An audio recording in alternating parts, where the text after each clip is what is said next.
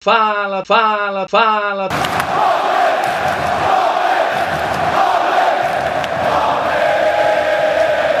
Eu coloquei a primeira Taça Libertadores disputada pelo Palmeiras.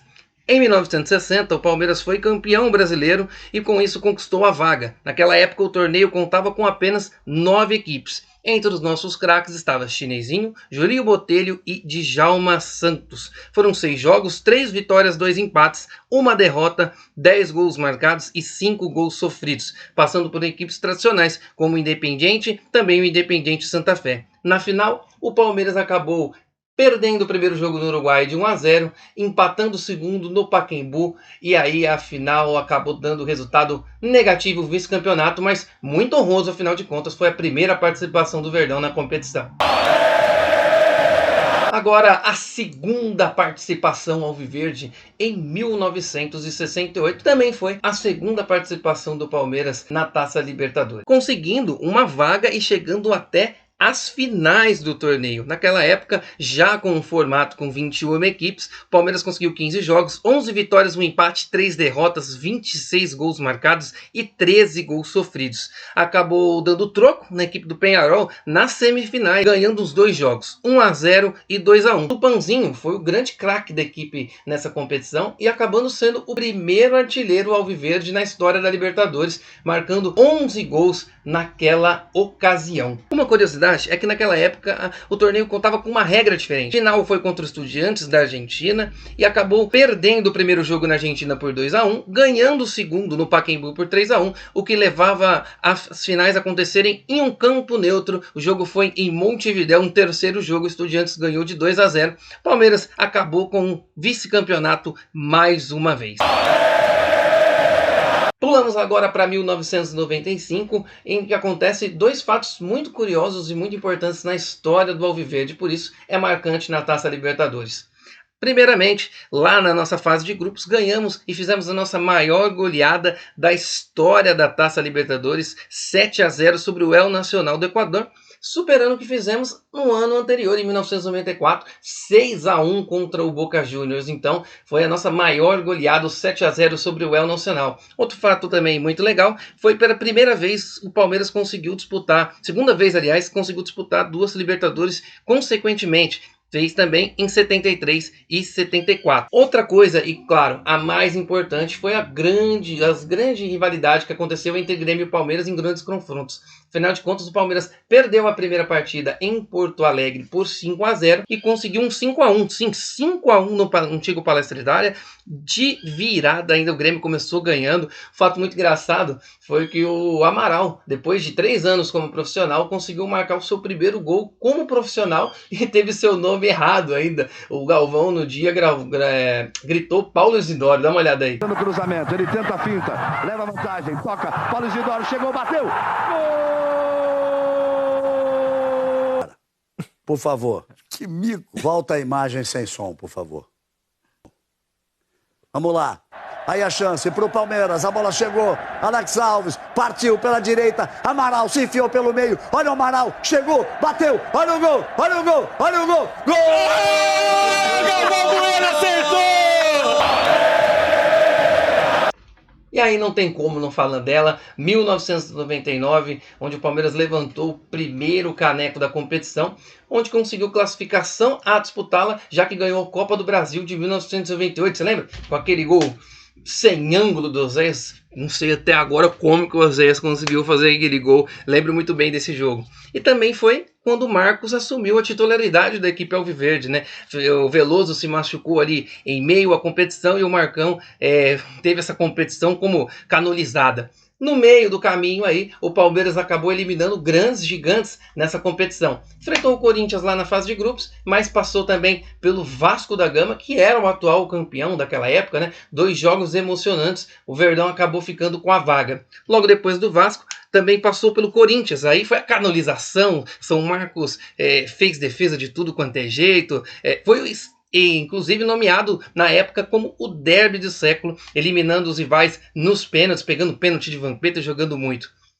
Depois veio o duelo da semifinal contra o River Plate, com o Marcos pegando demais no primeiro jogo, perdendo de 1-0. Segundo jogo, o Palmeiras venceu por 3-0, e aí foi aquela festa. A gente viu como que é ganhar de 3-0, né, do River Plate agora. A gente viu como é que foi a situação naquela época também, não foi muito diferente. E acabou sendo campeão contra o Deportivo Cali da Colômbia. Vencemos o jogo, perdemos de 1-0 lá, ganhamos 2-1 aqui nos pênaltis, aquela emoção. Palmeiras fez 14 jogos, 7 vitórias, 2 empates, 5 derrotas, marcou 24 gols e sofreu 18. Júnior Baiano, outra curiosidade, foi o vice-artilheiro daquela competição, marcando 5 gols para um zagueiro, foi espetacular. E o Marcos se tornou o primeiro goleiro da história da competição a ser eleito o craque dela. Em 2000, você já deve saber como é que foi a história. Infelizmente, foi diferente de 99. Palmeiras conseguiu a classificação para a Taça Libertadores, sendo campeão do torneio, mas não conseguiu repetir o título. Chegou à final, mas, claro, foi marcante, porque eliminamos eles com esse pênalti. Ele bate muito bem, hein? Autorizado! Foi pra bola! Bateu!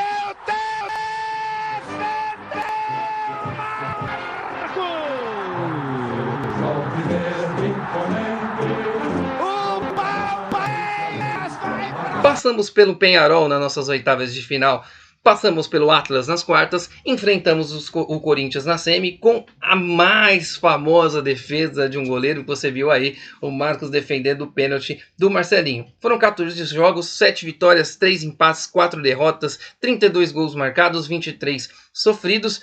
Acabou a final 2-2 fora, numa arbitragem assim bem contestável, como acontecia naquela época. 0-0 no Morumbi, Palmeiras perdia nos pênaltis. Quem sabe se fosse o gol fora de casa, hoje o Palmeiras seria campeão da Libertadores mais uma vez. Mas infelizmente não foi possível, a torcida ficou e amargou um vice-campeonato.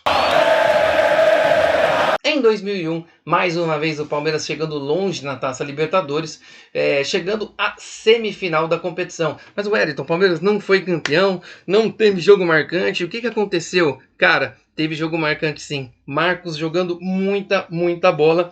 E o Palmeiras pela primeira vez chegando a 3 Libertadores consecutivas. Recentemente a gente vê o Palmeiras jogando Libertadores sempre, jogou 16, 17, 18, 19, jogando em 20, deve jogar nessa temporada 2021, mas naquela época não era tão comum assim. Chegando a ganhar do Cruzeiro nas quartas de finais da Libertadores com 3 defesas do Marcos nos pênaltis. Marcos que é o grande pegador de pênaltis da nossa história, né? Palmeiras voltou também a ter o artilheiro da competição, depois de muito tempo. O Palmeiras, depois de, na verdade, 33 anos, o Verdão teve novamente um artilheiro, Lopes. Lopes marcou 9 gols naquela competição e foi artilheiro da Taça Libertadores, lembrando o Tupãozinho naquela velha época, né? E aquele jogo mais do que falado, com o Baldo Aquino invertendo pênaltis, uma situação lamentável em La Bombonera. O Fernando, nosso volante, tinha sofrido o pênalti, o juiz não marcou. No lance seguinte, que não foi nada, não foi falta, não foi pênalti, o juiz deu o cartão vermelho ainda e pênalti para o Boca Juniors. E novamente a gente perdeu para os pênaltis pro Boca Juniors, que veio a ganhar a final contra o Cruz Azul. Mas é isso, marcante porque novamente tivemos artilheiro e porque Marcos mais do que nunca continuou pegando pênalti. Dominou de frente pro gol, vai bater, foi bloqueado, tentou uma finta, arrumou, bateu e que golaço! E que golaço, meus amigos, e que golaço! Cleiton Xavier não podia deixar de falar da Libertadores de 2009. Quem não se lembra? Uma Libertadores que foi bem complicada. Pegamos o Sport naquela época áurea, tinha sido campeão da Copa do Brasil em 2008 contra a Gambazada. Enfrentamos ele no nosso grupo, inclusive eles foram os primeiros colocados do nosso grupo, né? Que tinha Sport, Colo-Colo e LDU, que era atual campeão do torneio, que foi campeão da Libertadores em 2008 contra o Fluminense. E se classificamos na Bacia das Almas em segundo colocado. Enfrentamos o Sport lá contra o Sport, Marcão, a estrela do Marcão brilhou novamente. Foram 3 pênaltis defendidos na Ilha do Retiro. Ganhamos o primeiro no Palestra, perdemos de 1-0 lá na Ilha do Retiro e Marcão brilhou, levar o Palmeiras às quartas de finais do torneio. Mas antes disso, na própria fase de grupo, você viu aí, o Cleiton Xavier meteu uma bomba, um golaço, e a bola foi lá onde a coruja dorme. Eu lembro que eu gritei muito nesse jogo, vocês lembram desse jogo, assistiram? Eu tava assistindo na Globo, tava passando outro jogo e logo eles colocaram no jogo do Palmeiras no finalzinho e o Cleiton Xavier meteu essa bomba. E claro, eu tava no rádio e cantei e foi demais, foi demais. O Palmeiras acabou sendo eliminado por 1-1 contra o Nacional nas quartas de finais. 1-1 em casa, 0-0 lá, gol fora de casa, 2 empates, o Palmeiras fora, mas esse gol é inesquecível. Galera, muito obrigado por ter participado, por ter visto esse vídeo. Se você viu até aqui é porque gostou. Se gostou, compartilha, manda nos grupos do Palmeiras e também curte, dá um like, se inscreve se você ainda não o fez, que a gente vai preparar muito outro material para vocês, viu? Muito obrigado e ó, o Palmeiras!